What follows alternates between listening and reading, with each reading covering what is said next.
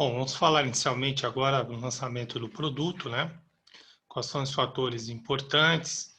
Claro, principalmente as campanhas de marketing, a questão técnica de esclarecimento aos clientes, ter todo o processo mapeado é importante, processo de logística e distribuição, atendimento, enfim, são algumas aí, alguns pontos importantes, né?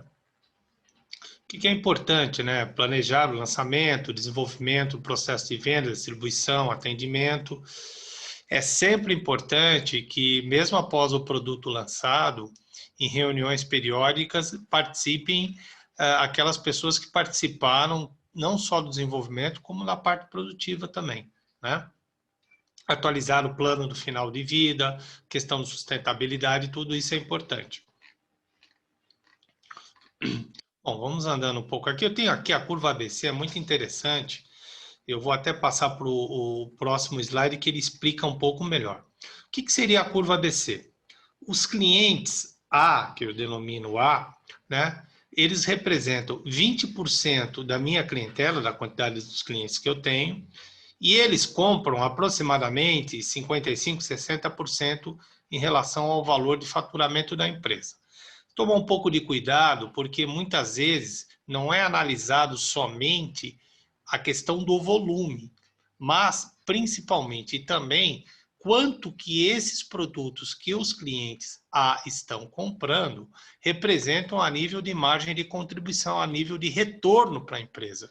Precisa tomar um pouquinho de cuidado. Quando nós participava da curva ABC, então era analisado basicamente, claro, volume, margem de contribuição e o impacto, influência que esse cliente tem no mercado, que muitas vezes esse cliente ele é um formador de opinião e ele vai criar o desejo nos outros que são mais os seguidores.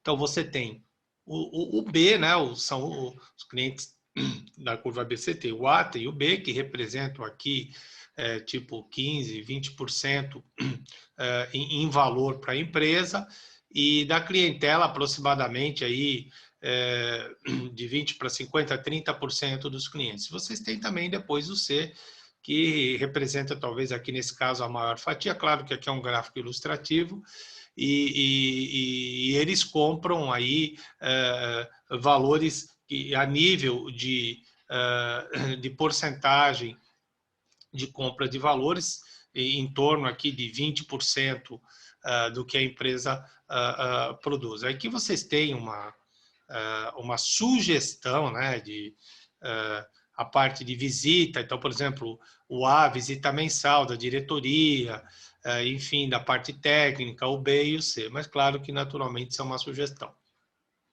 Tá, normalmente as empresas, nós tínhamos um determinado período que nos reuníamos todo o staff para estimar a curva ABC. Então, aqui embaixo seria a clientela. Quantos por cento de 100% dos clientes, eu tenho 20% desses que eu considero A, que eles compram aproximadamente 60% em valor daquilo que é considerado valor para a empresa. De novo, não é apenas quantidade. Tomar um pouco de cuidado. Quantidade, margem de contribuição e impacto e influência que esse cliente tem no mercado. Bom, você tem aqui clientes, concorrentes, custos, né? Então, um pouquinho, a gente vai falar um pouquinho de preços, né? O preço cativo, que é a fixação de um preço baixo no produto, sendo que os lucros são obtidos com a venda de produtos necessários ao funcionamento do produto. Um exemplo típico disso é aquele aparelho para medir glicose, né? O aparelho custa R$60 e uma caixa com 100 tiras custa 100, 150, dependendo do aparelho.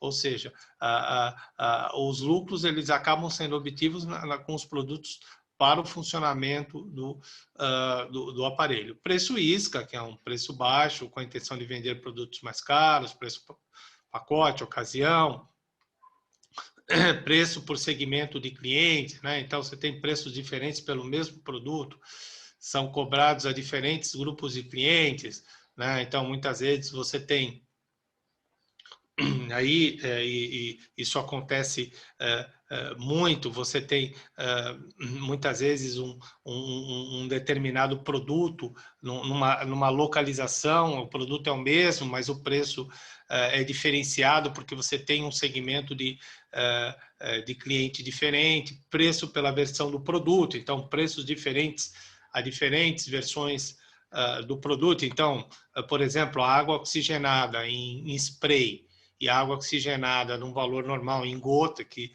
sai lá só você comprimindo, ela tem preços completamente diferentes entre o produto, o efeito é basicamente o mesmo, preço por imagem. Então, muitas vezes aqui você pode ter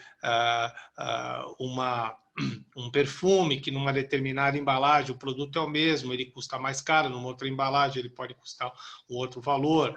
Preço por localização, o mesmo produto tem preços diferentes em locais, locais no mesmo espaço. Então, por exemplo, muitas vezes aqui você tem em teatro, né?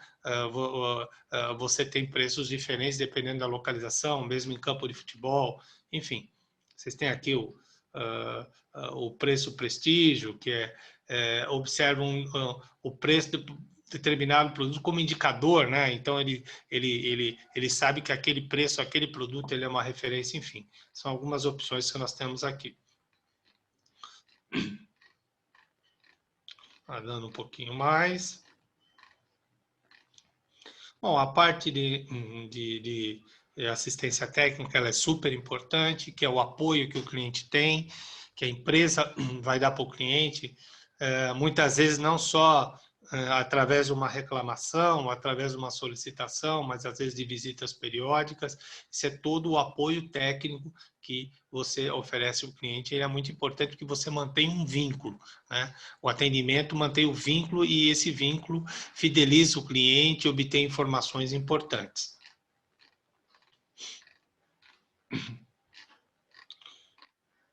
Bom, andando um pouquinho aqui para os fatores mais importantes.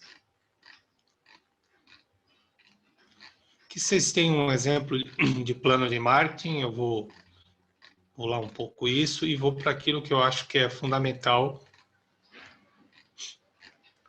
que é a parte de segmentação de mercado.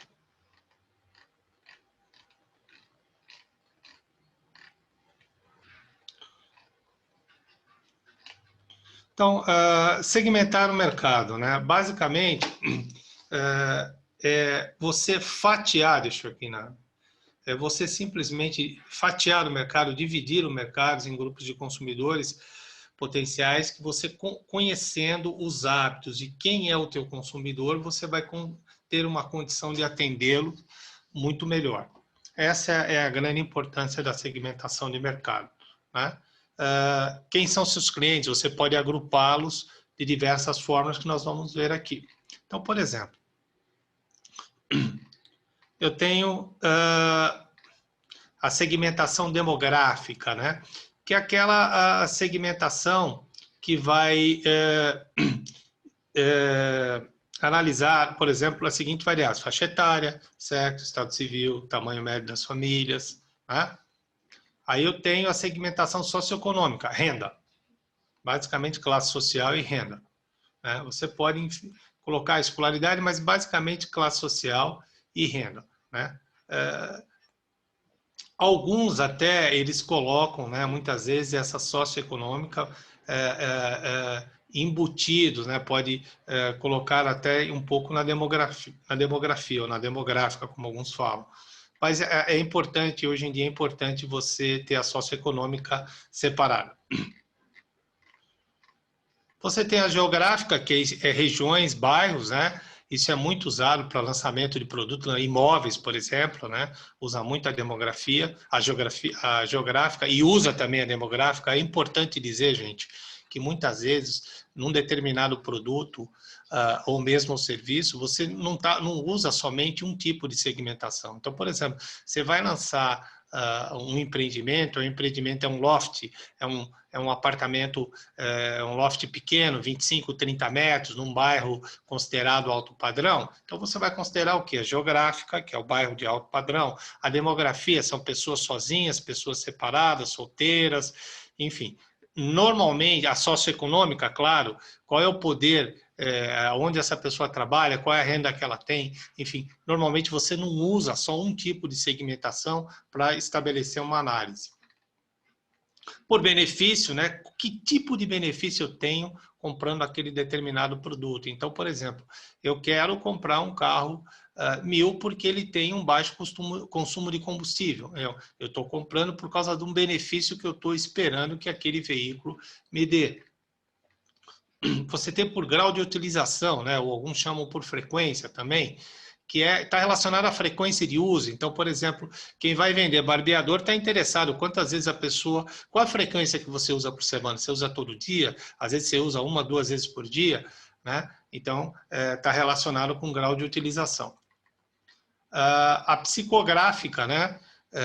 Cuidado que já ouvi algumas vezes psicológica ou enfim, não, é psicográfica, né? Ela mistura um pouco, ela compõe um pouco a psicologia, claro, com a demografia, né? Então, está relacionado a estilo de vida, personalidade, valores. Então, qual é o tipo de estilo, como que é o meu cliente? Né? Ele é arrojado, ele é conservador, ele compra por impulso, né? Ele é formador de opinião, ele não é formador de opinião. Então, isso tudo está embutido dentro da segmentação psicográfica. Bom, agora nós vamos um pouquinho sobre marketing, né? Eu costumo dizer, tem algumas definições de marketing aqui, mas, claro, uma do Philip Kotler, que é o pai do marketing, né? Eu diria que o marketing, uma definição bem simples, é criar necessidades. Você cria necessidades. A Apple fez isso muito bem, né? Ela basicamente criou o conceito do smartphone e ela criou uma necessidade do tablet, por exemplo, né? Ela sabe fazer, ela soube fazer isso muito bem. Então, vocês têm aqui algumas definições, né? Claro, você tem um paralelo entre marketing e vendas, né? Profissionais de marketing confiam em pesquisas, de vendas trabalham na experiência. Eu não gosto muito dessa comparação, marketing versus vendas. Eu gosto de uma comparação entre o profissional mais atualizado e um profissional mais conservador, que investe em planejamento, investe em venda, pensam no lucro, aqui pensam a curto prazo, enfim. Objetivam produzir, ganhar market share, participação no mercado, produzir vendas, enfim. É um comparativo que a gente tem. Essa frase eu acho muito importante, né? Nós não devemos mais nos preocupar com as mudanças, com certeza elas acontecerão. Mas devemos nos preocupar sim com a velocidade com que elas virão. Isso é muito importante. Muitas vezes nós não conseguimos acompanhar essa velocidade e um determinado produto ou serviço fica obsoleto. Um exemplo típico disso, se alguns anos atrás fosse se interessar por um táxi, uma placa de táxi, como eles dizem, num determinado ponto, valia um valor. Hoje caiu 30%, 40%, 50%, porque todo mundo pede pelo aplicativo. Então, às vezes você tem um ponto de táxi em frente à sua casa, mas você vai pedir pelo aplicativo, né? Então, essa frase ela é bem atual e bem interessante.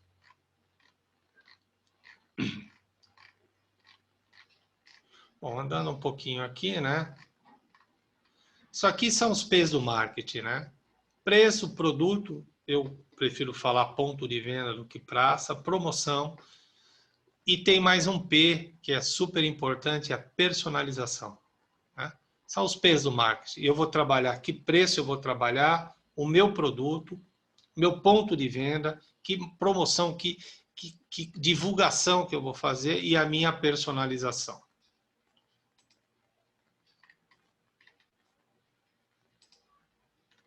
Bom, aqui nós temos uma análise de SWOT, né?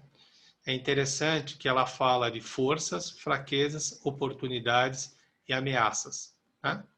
Forças e fraquezas estão relacionados ao ambiente interno. O que significa isso? Está dentro daquilo que a empresa pode melhorar e ou controlar. Então, por exemplo, eu tenho uma operadora de celular. Ela pode melhorar o atendimento, ela pode melhorar o sinal, muitas vezes ela pode fazer campanhas promocionais, né? E dentro daquilo, quais seriam os fatores externos? Por exemplo, é mais difícil para ela monitorar a situação do país, né? Uma valorização do dólar, desvalorização da moeda atual, né? A entrada, muitas vezes, controlar a entrada de novas empresas, né? Então, isso é um pouco complicado. Então, aqui vocês têm análise SWOT, forças, fraquezas, oportunidades e ameaças. Aqui você tem as explicações dentro daquilo que eu acabei de comentar. Em cima disso, você tem as forças competitivas de Michael Porter, né? São importantes, né? Cuidado para não confundir estratégias competitivas com forças competitivas. Ele estabelece 5 forças competitivas. Então, por exemplo, poder de barganha dos compradores, ou seja, o poder da negociação está na mão dos compradores. Quando que isso acontece? Bom, quando o comprador ele é importante para o fornecedor, quando o comprador compra altos volumes daquele fornecedor, quando o comprador tem todas as informações daquele fornecedor, quando o comprador tem mais opções de fornecedores. E, por exemplo, quando o poder de barganha ou de negociação está na mão de fornecedores. Quando esses fornecedores é um pouco o contrário, né, do anterior. Eles têm todas as informações de quem compra, eles são importantes para quem compra não tem muitas opções, ele tem uma qualidade diferenciada em relação aos concorrentes, né? Aí você tem ameaça de novos entrantes, né? Isso está ligado normalmente com barreira de entrada alta ou baixa. O que seria isso, né? Quando eu tenho um determinado produto para produzir ou para entrar num determinado mercado, eu tenho um certo grau de dificuldade. Então, quanto maior a barreira de entrada que eu tenho, maior a dificuldade que um determinado concorrente vai ter para entrar naquele ramo de negócio que eu estou atuando. Então, por exemplo, às vezes você tem uma barreira de entrada alta, porque a tecnologia é uma tecnologia mais difícil, quando o investimento é alto, como às vezes você tem restrições governamentais. Então, isso cria uma barreira de entrada dos novos ingressantes. Você tem, né, a ameaça de produtos substitutos, né? Que então, por exemplo, isso aconteceu muitas vezes quando, alguns anos atrás, o governo lançou os remédios genéricos, né? Então, os preços caíram, então foram produtos substitutos. E muitas vezes esses produtos substitutos não precisam ser exatamente da mesma área, do mesmo segmento. Eu vou dar um exemplo. Por exemplo, hoje você tem a eletrônica invadindo aí a questão de segurança, os equipamentos eletrônicos, isso muitas vezes pode ter um grau de interferência na questão da segurança física mesmo, né? E você tem a rivalidade entre concorrentes, né? Então, o que vai aumentar essa rivalidade entre os concorrentes? Quando o crescimento do mercado está lento, quando você tem o fator tempo interferindo. Então, um exemplo disso são voos para a mesma localização. Então, você tem um fator tempo aí, porque o voo vai ter que partir, né? E a empresa ela tem um determinado tempo, ela luta, briga, entre aspas, com o tempo para poder lotar o voo. Então, aí você tem o fator tempo. Muitas vezes, quando você tem um lote mínimo, ou seja, eu não tenho condições de fazer uma produção pequena, eu preciso ter um lote mínimo de fornecimento. Então, isso aumenta também um pouco a rivalidade entre concorrentes. Quando você tem um produto que não pode ser estocado muito tempo, ou seja, principalmente a questão dos alimentos, ele precisa girar, você precisa vender. Então, isso sempre aumenta um pouco a rivalidade entre os concorrentes. Essas são as 5 forças competitivas de Michael Porter. Bom, a ameaça aqui, estão todas aqui explicadas, né? Aqui você tem, interessante, né? Falando barreiras de saída e barreiras de entrada, né? Como eu já falei, né? Barreiras de entrada está relacionado à dificuldade que uma determinada empresa tem de entrar num determinado negócio. Barreira de saída é a dificuldade que tem essa empresa, alta ou baixa, de sair daquele determinado negócio.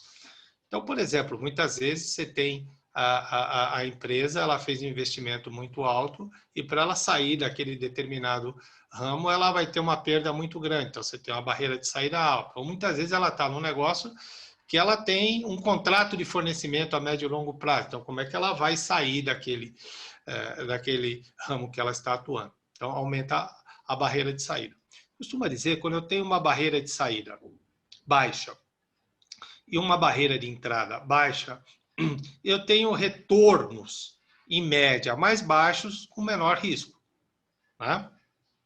Óbvio, se é um negócio que é fácil de entrar e fácil de sair, o risco é menor, porque eu posso sair, eu tenho uma facilidade para sair, e se eu tenho uma facilidade para entrar, normalmente não são retornos atraentes. Né? Isso é uma tendência, não existe verdade absoluta.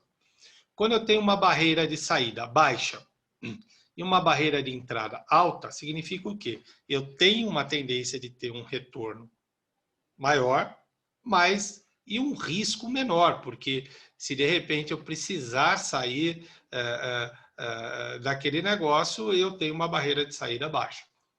A barreira de saída alta com barreira de entrada alta, eu costumo dizer que eu tenho retornos altos, mas arriscados, né? Óbvio, né? Porque simplesmente eu não tenho aquela facilidade de sair daquele determinado ramo. Barreira de saída alta e barreira de entrada baixa, eu tenho retornos arriscados baixos. É importante colocar que muitas vezes, né, existe um risco quando você tem uma barreira de saída muito alta, a empresa muitas vezes ela não consegue sair, né? Justamente por causa dessa barreira de saída, e se ela está numa situação de saúde financeira não muito estável, ela pode complicar, na realidade, às vezes até a concorrência, porque ela pode fazer uma política de preço mais agressiva, né? Muitas vezes ela faz uma política de preço até sem muito controle, e isso, de uma certa maneira, acaba impactando todo o mercado que compete com ela.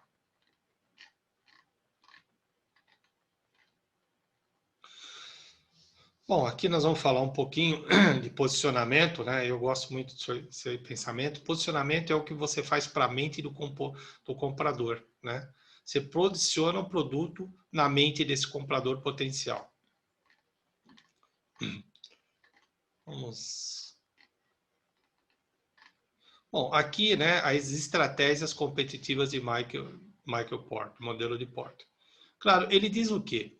De novo, isso tudo, todas essas empresas, é uma tendência, não significa que isso tenha que ser 100%. É isso que, às vezes, eu vejo que muitos autores discutem, mas o Porter não quis dizer que isso vale 100%. Quer dizer que isso é uma tendência forte.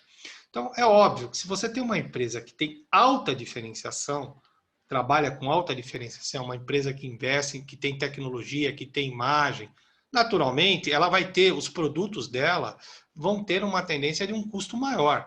Por quê? Porque a tecnologia exige isso, o investimento exige isso, as campanhas de marketing exigem isso, e normalmente são empresas ligadas à tecnologia aqui. Se você tem uma empresa com baixa diferenciação e alto custo, realmente você está aí inclinado a desaparecer. Não faz o menor sentido. Você não tem diferenciação, o seu custo é alto. Você tem aquelas empresas que trabalham com baixo custo e baixa diferenciação, ou seja, são aquelas empresas que ganham por produtividade, que ganham por volume, que trabalham produtos mais básicos, né, as commodities. E você tem aqui, interessante, são as empresas que têm alta diferenciação e baixo custo. Aqui é mais difícil, né? A gente costuma dizer que isso é uma mosca branca, porque você ter uma alta diferenciação com baixo custo representa um ganho muito grande. Normalmente se diz que isso acontece em algumas situações. Uma delas quando aparece uma ideia genial e realmente o negócio foi feito baseado na ideia. E não tem um custo muito grande porque a ideia é a genialidade do negócio.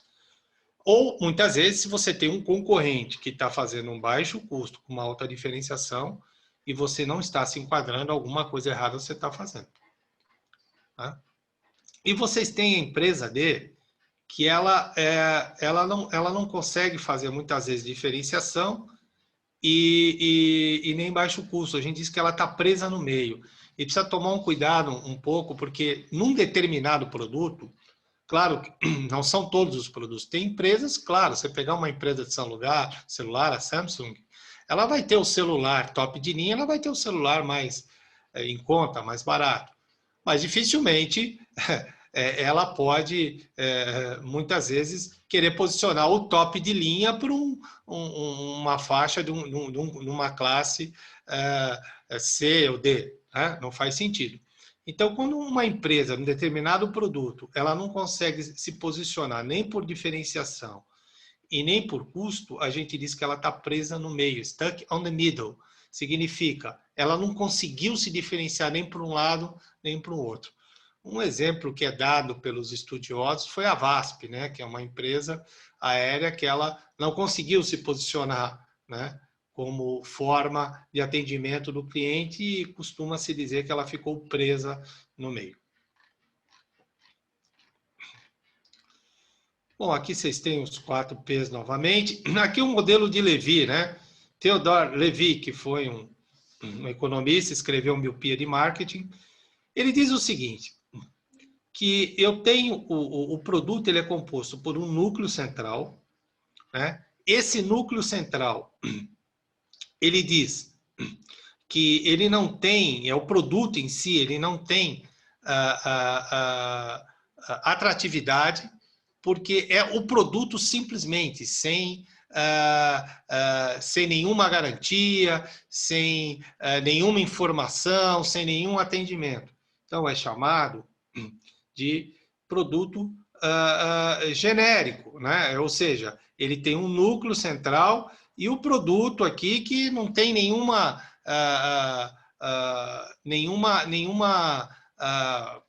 garantia a mais, não tem nenhum plus, absolutamente nada a mais. Depois você tem o produto esperado, que é você simplesmente, que envolve, claro, o produto genérico com o núcleo central, é que você atende às expectativas mínimas do cliente. E a maneira pela qual você atende essas expectativas mínimas do cliente é que você diferencia um cliente do outro. Aí você tem o produto aumentado, que costuma se dizer que você se diferencia não quando você dá aquilo que o cliente espera, mas quando você dá mais que o cliente espera. A gente costuma dizer que o produto aumentado é para clientes experientes e exigentes. E você tem o produto potencial, que é a sofisticação, que é o que resta a ser feito. Então, é aquele plano de saúde top de linha, que você vai colher exame de sangue na residência da pessoa, que inclui os melhores hospitais, enfim. Então, aí é o diagrama de Levy. Você tem aqui a matriz BCG, né? Boston Consult Group, que basicamente a gente já viu, né?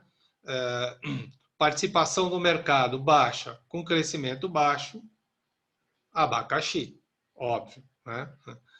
Participação do mercado alta, com crescimento baixo, costuma dizer que a vaca leiteira, ou seja, você tem esse portfólio de produtos, ou você tem esse produto, basicamente para amortizar seu custo fixo.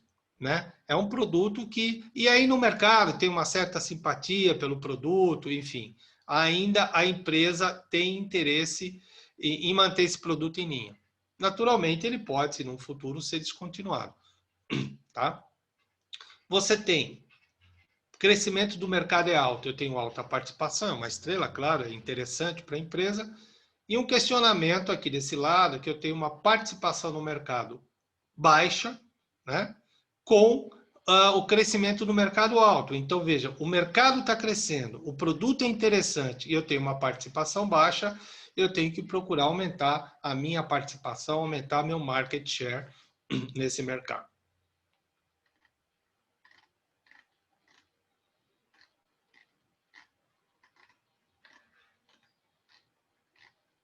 Bom, aqui é interessante, né? Marca, produto e marca, né? É interessante aqui. Produto é desenvolvido por técnicos. Marca é formada na concepção de pessoas. Produto é feito numa fábrica. Marca é preferida pelas pessoas. Produto é vendido em prateleiras. Marca é comprada antes. Produto pode ficar obsoleto. Marca é eterna. Produto pode ser copiado. Marca é única, né? Isso é extremamente verdadeiro. Umas marcas aqui que eu acho que a maioria nem se lembra, nem era nascido, né? Mas com certeza são marcas aqui que ficaram. Algumas marcas, como a Gillette, né? Alguns anos atrás ninguém ia comprar uma lâmina de barbear, ia comprar uma Gillette, ou seja, a marca é tão forte que ela se torna referência para você pedir o produto, né? A gente costuma dizer que é uma, sentido figurado, uma metonímia, né?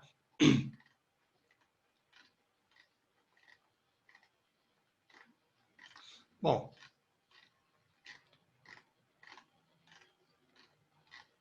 pouco aqui de ferramentas de marketing e pesquisa que a gente já comentou. Pesquisa quantitativa e qualitativa, né? Que sempre foco nisso, que eu acho isso importante. A quantitativa ela tem um caráter estatístico, né? Entrevistas, enfim, mede hipóteses conhecidas, e a qualitativa, basicamente, ela trabalha no intangível, busca motivações, sensações, enfim, são os grupos focais.